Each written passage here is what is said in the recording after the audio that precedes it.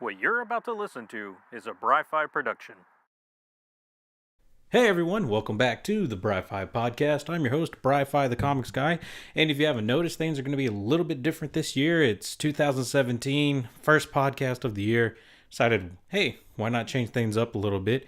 If you are watching over on YouTube, you'll notice I'm standing, I'm in your face, and I have things on the background here, some pretty cool pictures. And I don't know, you can barely see the commission pieces right behind me. I got a Squirrel Girl and a Miss Marvel. Really awesome stuff, guys. And I wanted to add to the YouTube side of things because I like the visual art form. I like people being able to see me and me being able to see people. And I've been playing around with my video editing software, and now I can add some really cool things to my videos.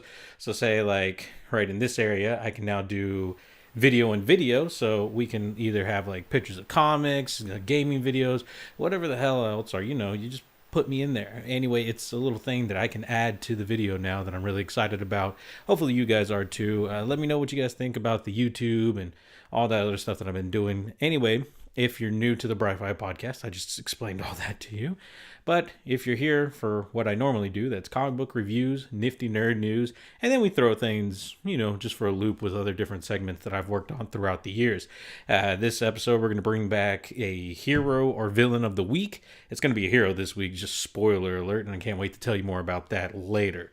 Anyway, let's move on to the comic books that I had to review for this week. Up first, check it out on my little podium. It's going to be Archie issue number 12. So in Archie, last issue, Archie and Betty did make up in a totally platonic way. There was nothing like crazy going on with they're friends. They're happy for each other. They had finally gotten over the hashtag lipstick incident. However, when they make up, Saeed, who is Betty's boyfriend at the time, and Veronica, who is Archie's girlfriend at the time, see this and they don't see it as a platonic thing. This is very bad. Archie and Betty used to date. Now they're not happy. So now with this issue, they're dealing with all the consequences that everything of the whole making up session went through.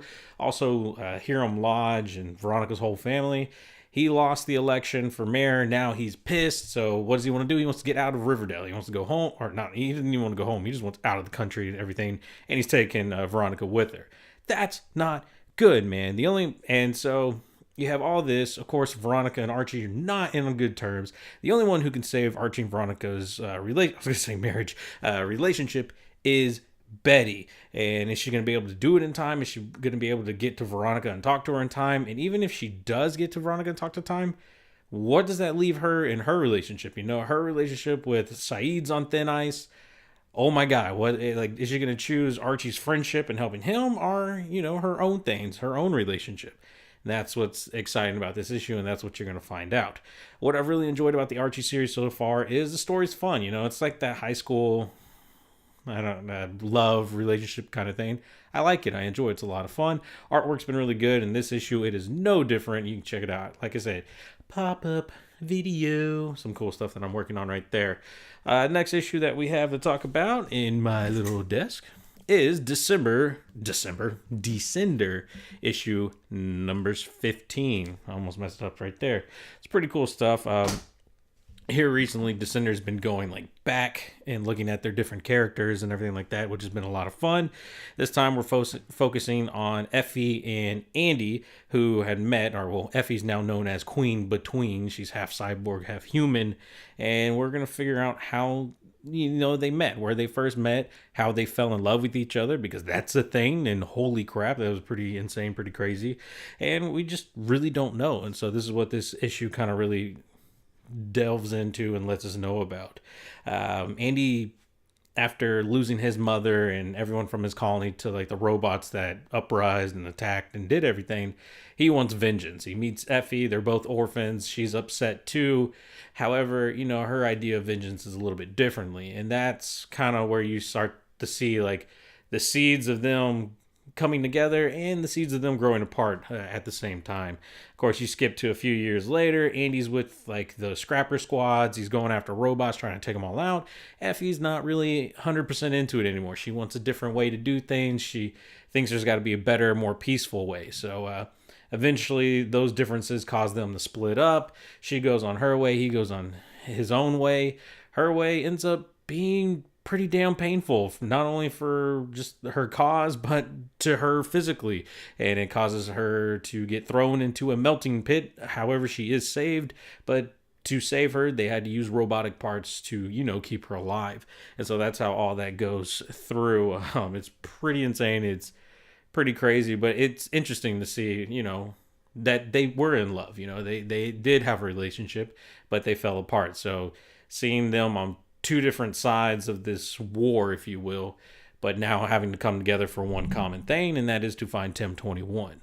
As far as everything else for this issue, I really love the watercolor artwork. Dustin Nguyen, who does the artwork on this, has fantastic art. I've always loved it. It's really great. The story's been fun. The story's been exciting. Definitely gets you get tons of information in these few issues here recently, and this one is no different. I really like it. I like the background of it all. As far as a rating goes, I didn't even get it. Archie gets a rating of a B, while Descender gets a rating of a B+. But let's move on to the next comic book that I had to talk about today, and that's Outcast. That's not it. That's The Walking Dead. Outcast, issue number 20. So, just throw it down. Bam! I got my couch right here, so it's not like I'm just throwing them to the floor, people.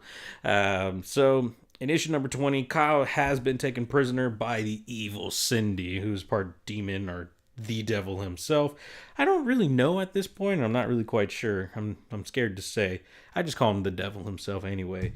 But Cindy and the other possessed people have Kyle captured. Reverend Anderson is desperately trying to find Kyle. He's doing everything he can to try to locate where exactly he is at, and he ends up running into Kyle's ex-wife, Allison, who is also starting to get concerned about Kyle's whereabouts. She's starting to get a little bit more involved in everything that's happening, which may only put her and their daughter in even more danger. And what was crazy, I think you found that up later. I don't think this is in later issues. I think this is prior to all this.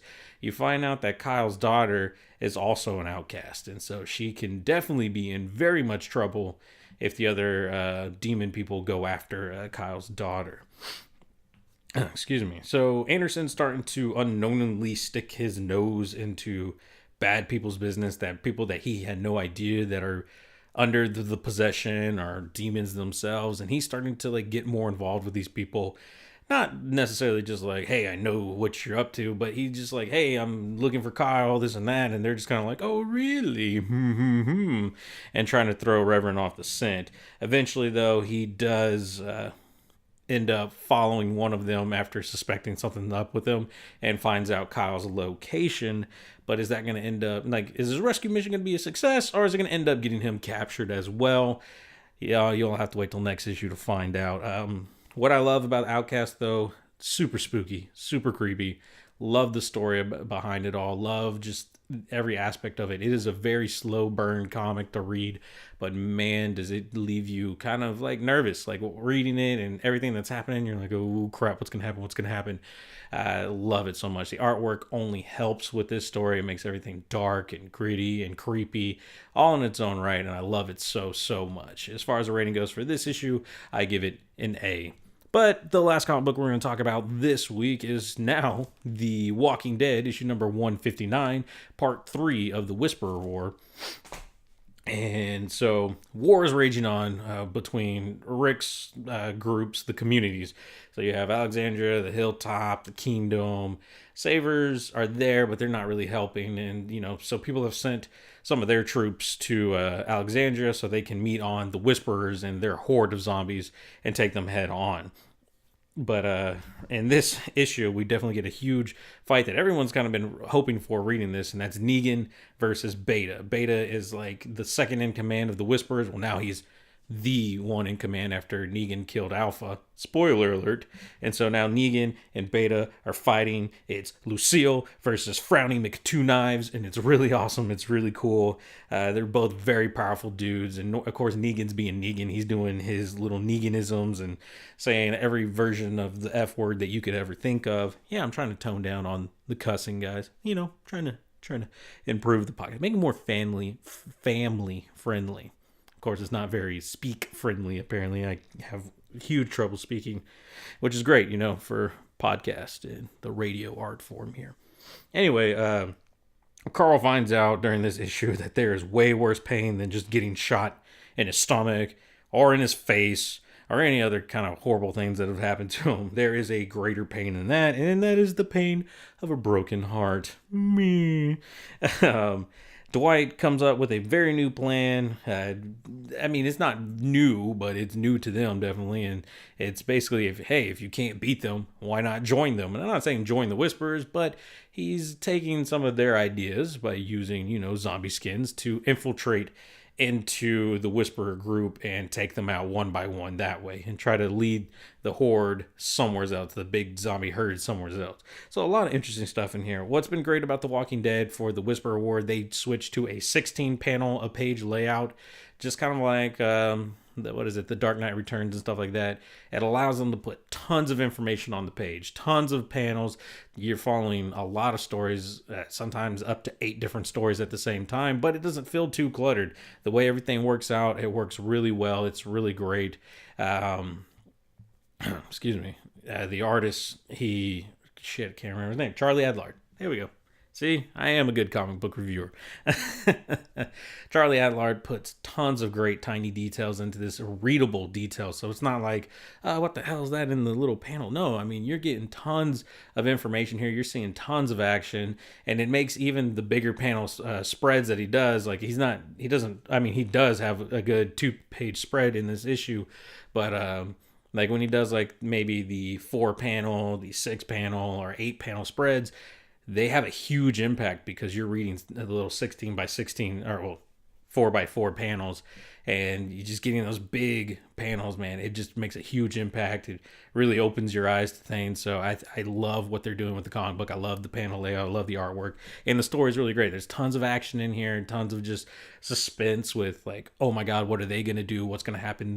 Like, how's Carl going to react to things that have happened to him? Same way with Maggie. Tons of different storylines going on, but it's not too crazy to follow. It actually works really well here in the comic book. As far as the rating goes for this issue, I give it an A+. But that is it for the comic books that I had to review this week, guys. We are going to move on to the Nifty Nerd News. But if you're watching over on YouTube, that is it for this video. Thank you. If you want to listen to the rest of the podcast, be sure to head over to Bry-Fy podcast.podbean.com for more.